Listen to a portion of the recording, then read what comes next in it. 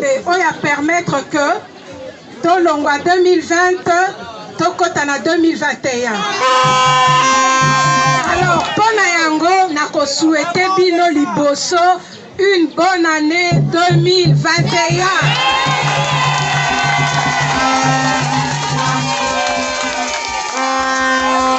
Nakobakisa boye lenga na lobi na président élu président na biso Martin Fayulu na lobi naza kokende na quartier Congo alobi na kombo na ngai oyebisa bango na souhaiter bango une bonne année 2021.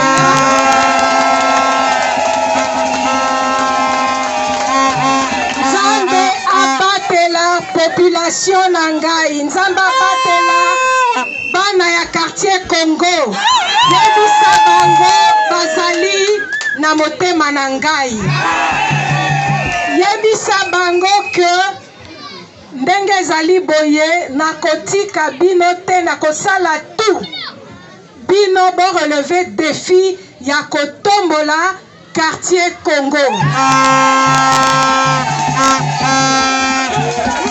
Alors il fallait na banda par koloba na bino liloba na ye avant toute chose.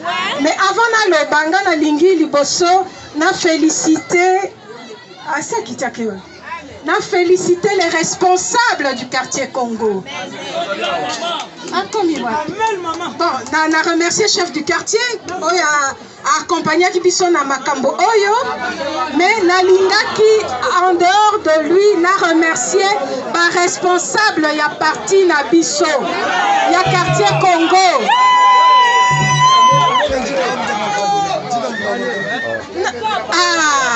Nazaki koloba oyo ifala zala na bango kuna na moni ete na remercier bango pona nini parce que bazalaki bato